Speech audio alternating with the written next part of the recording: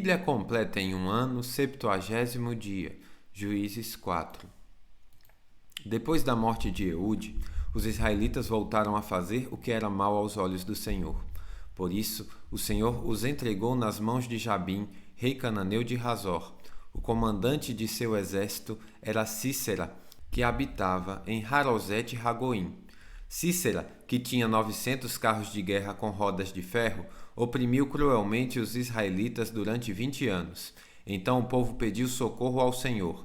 Quem julgava Israel nessa época era Débora, uma profetisa mulher de Lapidote. Ela costumava sentar-se debaixo da palmeira de Débora, entre Ramá e Betel, na região montanhosa de Efraim. E os israelitas a procuravam para que ela julgasse suas questões. Certo dia, mandou chamar Baraque, filho de Abinoão, que morava em Quedes, no território de Naftali, e lhe disse: O Senhor, o Deus de Israel, lhe dá a seguinte ordem: convoque 10.000 guerreiros das tribos de Naftali e Zebulon para irem ao Monte Tabor.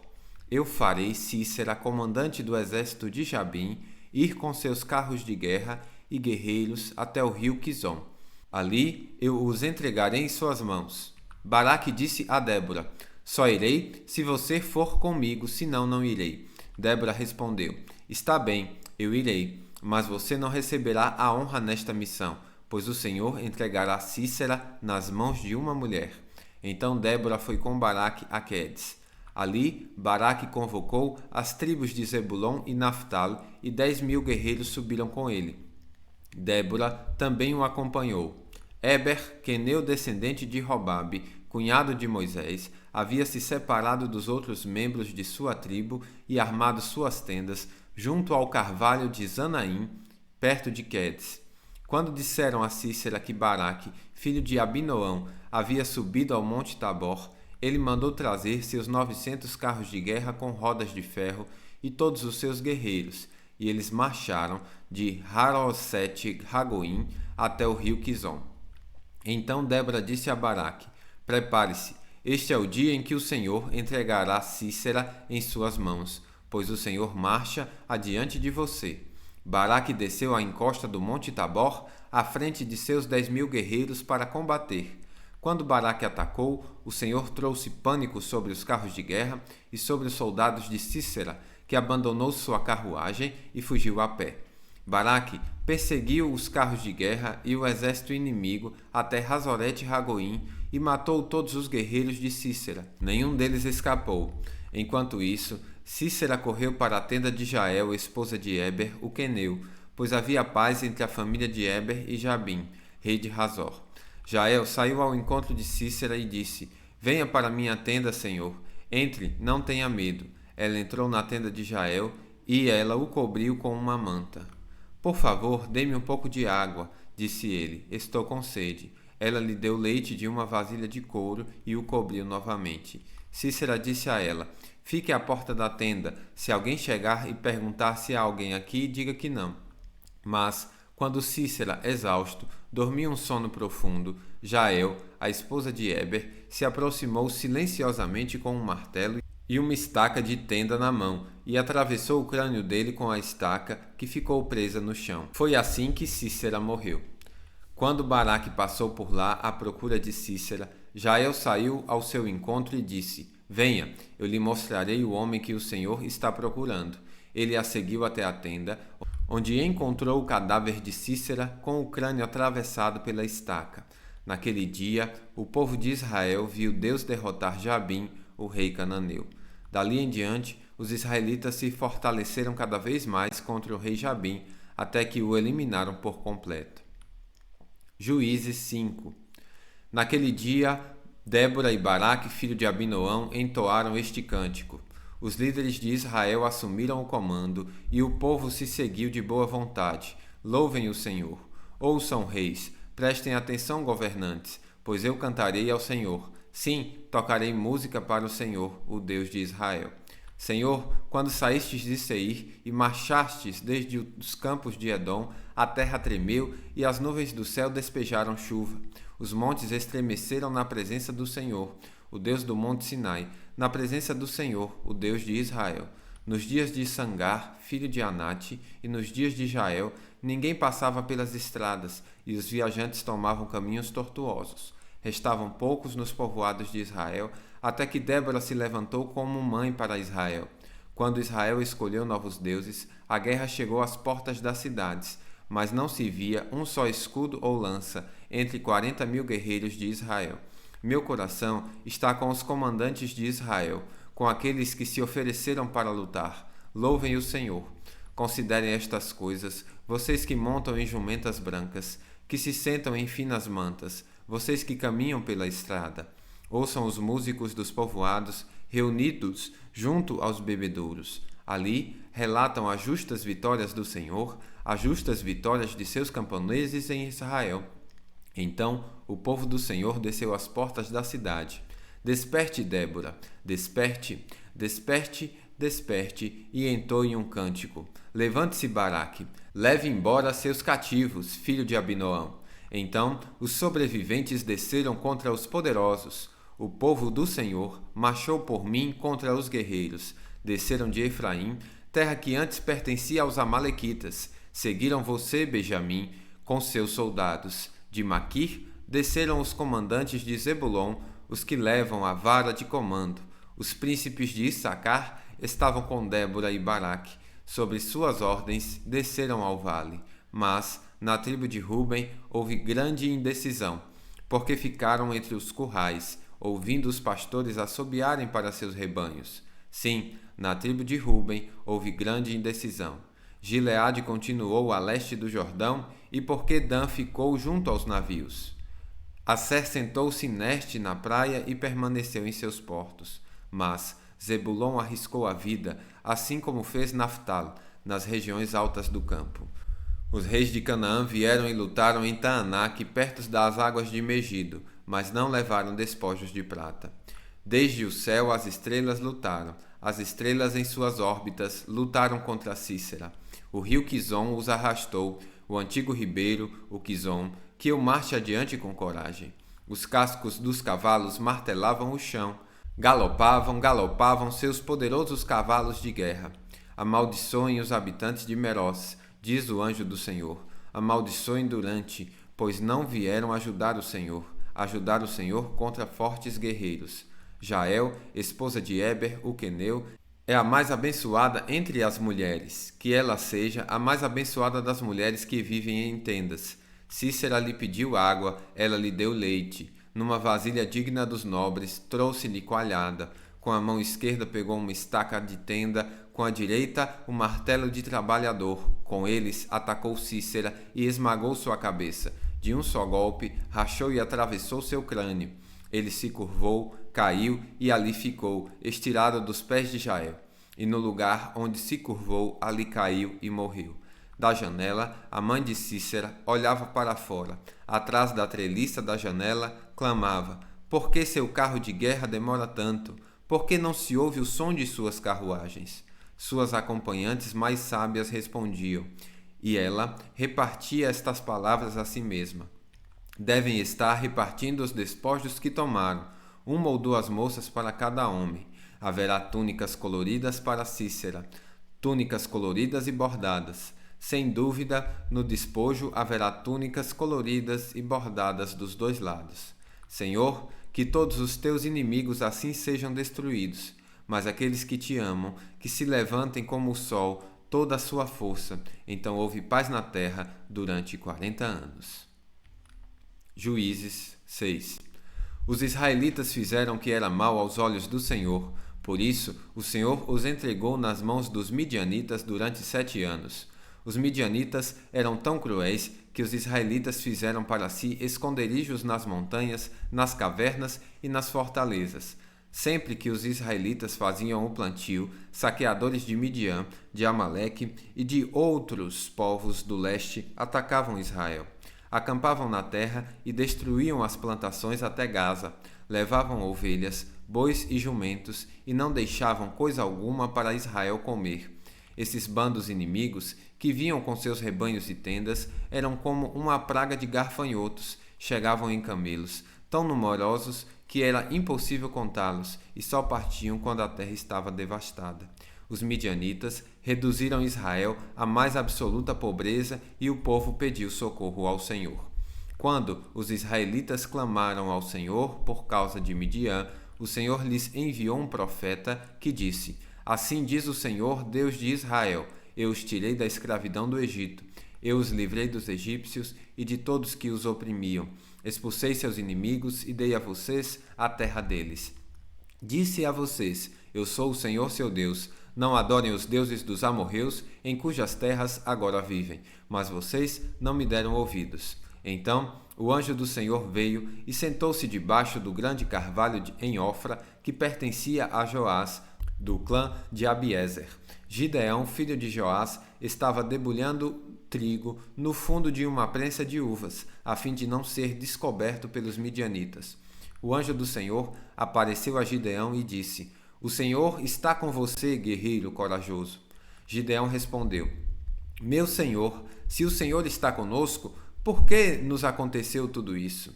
E onde estão os milagres que nossos antepassados nos falaram? Acaso não disseram: O Senhor nos tirou do Egito? Agora, porém, o Senhor nos abandonou e nos entregou nas mãos dos midianitas. Então o Senhor se voltou para ele e disse: Vá, com a força que você tem, e liberte Israel dos midianitas. Sou eu quem o envia. Mas, Senhor, como posso libertar Israel? Perguntou Gideão. Meu clã é o mais fraco de toda a tribo de Manassés, e eu sou o menos importante de minha família. Certamente estarei com você, disse o Senhor, e você destruirá os midianitas como se estivesse lutando contra um só homem. Gideão respondeu: Se de fato posso contar com tua ajuda, dá-me um sinal de que é mesmo o Senhor quem fala comigo. Por favor, não vás embora até que eu te traga a minha oferta. Ele respondeu: Ficarei aqui até você voltar. Gideão foi depressa para casa, cozinhou um cabrito e, com cerca de 20 litros de farinha, preparou pães sem fermento. Depois, colocou a carne num cesto e o caldo numa panela. Os levou para fora e os ofereceu ao anjo que estava debaixo da árvore grande. O anjo de Deus lhe disse: Coloque a carne e os pães sem fermento sobre esta pedra e derrame neles o caldo. Gideão obedeceu. Então o anjo do Senhor tocou na carne e nos pães com a ponta da vara que estava em sua mão, e o fogo subiu da panela e consumiu tudo que Gideão havia trazido, e o anjo do Senhor desapareceu. Quando Gideão percebeu que era o anjo do Senhor, exclamou: Ó soberano Senhor, estou perdido. Vi o anjo do Senhor face a face. Fique em paz, respondeu o Senhor. Não tenha medo, você não morrerá. Então Gideão construiu um altar para o Senhor naquele local e chamou de Javé Shalom. Até hoje, o altar está em Ofra, no território do clã de Abiezer. Naquela noite, o Senhor disse a Gideão: Tome o segundo touro do rebanho de seu pai, aquele de 7 anos. Derrube o altar que seu pai fez para Baal e corte o poste de Aserá que fica ao lado do altar. Depois, construa um altar para o Senhor seu Deus no alto desta colina, arrumando as pedras com cuidado. Sacrifique o touro sobre o altar como holocausto e use como lenha a madeira do poste de Aserá que você cortará. Gideão levou 10 de seus servos e fez o que o Senhor mandou, porém fez tudo de noite, com medo de sua família e do povo da cidade. Logo cedo, no dia seguinte, quando os habitantes da cidade começaram a despertar, alguém descobriu que o altar de Baal havia sido derrubado e que o poste de Aserá ao lado dele tinha sido cortado. Em seu lugar havia um novo altar sobre o qual estavam os restos do touro sacrificado. Os habitantes perguntaram uns aos outros: Quem fez isso? Depois de uma investigação cuidadosa, descobriram que tinha sido Gideão, filho de Joás. Traga seu filho para fora, os homens da cidade exigiram de Joás. Ele deve morrer, pois derrubou o altar de Baal e cortou o poste de Aserá. Joás, porém, gritou para a multidão, que o confrontava: Por que vocês defendem Baal? Acaso pretendem salvá-lo? Quem lutar pela causa dele será morto pela manhã. Se Baal é realmente um deus, que ele próprio se defenda e destrua quem derrubou seu altar. Dali em diante, Gideão foi chamado de Jerubaal, isto é, que Baal lute com ele, pois derrubou o altar de Baal. Pouco tempo depois, os exércitos de Midian, de Amaleque e de outros povos do leste se uniram. Eles atravessaram o Jordão e acamparam no vale de Jerzel. Então o Espírito do Senhor veio sobre Gideão, que tocou a trombeta de chifre de carneiro, convocando para a batalha, e os homens do clã de Abiezer o seguiram. Também enviou mensageiros às tribos de Manassés, Asser, Zebulon e Naftali, convocando seus guerreiros, e todos atenderam ao chamado. Então Gideão disse a Deus: Se de fato vais me usar para salvar Israel como prometeste, dá-me uma prova da seguinte forma: hoje à noite deixarei um pouco de lã na eira, onde se pendeiram os grãos. Se pela manhã a lã estiver molhada de orvalho, mas o chão estiver seco, saberei que vais me ajudar a salvar Israel como prometeste. E foi exatamente o que aconteceu. Na manhã seguinte, bem cedo, Gideão se levantou, espremeu a lã e recolheu uma tigela cheia de água. Então Gideão disse ao Senhor: Peço que não fiques irado comigo, mas que me permitas fazer mais um pedido. Deixa-me usar esta lã para mais uma prova, desta vez que a lã fique seca e o chão ao redor dela fique coberto de orvalho. Naquela noite, o Senhor fez o que Gideão havia pedido. Pela manhã, a lã estava seca, mas o chão estava coberto de orvalho. Juízes 7. Jerubbaal, isto é, Gideão, e todo o seu exército, se levantaram de madrugada e acamparam junto à fonte de Arode. Os exércitos de Midian estavam acampados ao norte deles, no vale perto da colina de Moré. O Senhor disse a Gideão: Você tem guerreiros demais.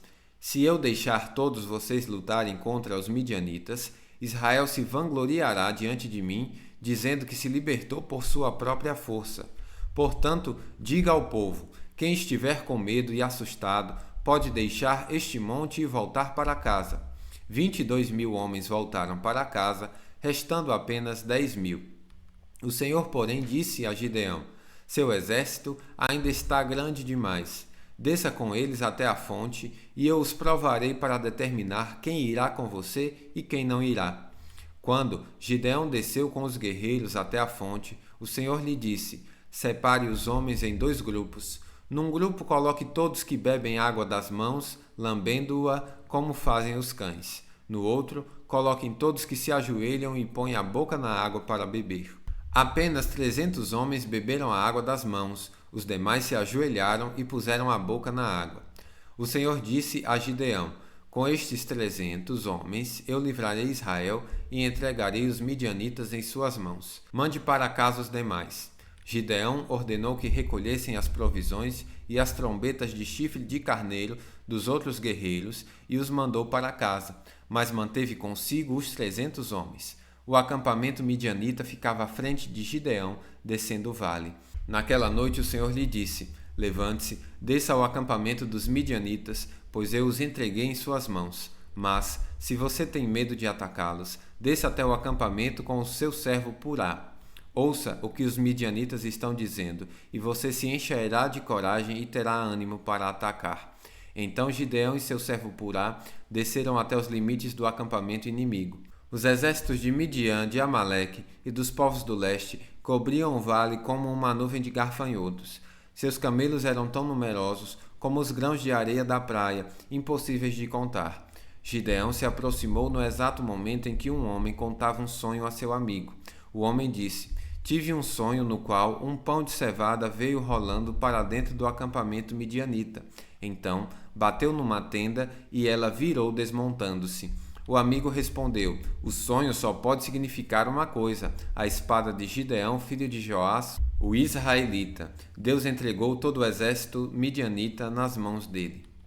Quando Gideão ouviu o sonho e sua interpretação, prostrou-se em adoração, voltou para o acampamento de Israel e gritou: Levantem-se! O Senhor entregou o exército midianita em suas mãos. Em seguida, dividiu os 300 homens em 3 grupos e deu a cada homem uma trombeta e um vaso de barro com uma tocha dentro. Olhem para mim, disse ele. Quando chegarmos à beira do acampamento, façam o que eu fizer.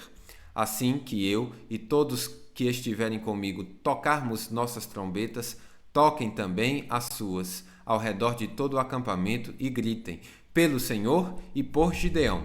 Pouco depois da meia-noite e da troca da guarda inimiga, Gideão e seus 100 homens chegaram aos limites do acampamento midianita.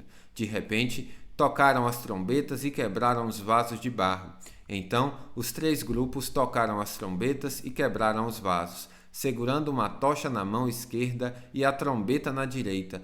Todos gritaram: "A espada, pelo Senhor e por Gideão." Cada homem manteve sua posição ao redor do acampamento e viu todos os midianitas correrem de um lado para o outro, gritando apavorados enquanto fugiam. Quando os 300 israelitas tocaram as trombetas, o Senhor fez os guerreiros que estavam no acampamento lutarem uns contra os outros com suas espadas. Os que sobreviveram fugiram para lugares distantes como Bet-sita, perto de Zererá, e para uma divisa de Abel-Meloá, perto de Tabate.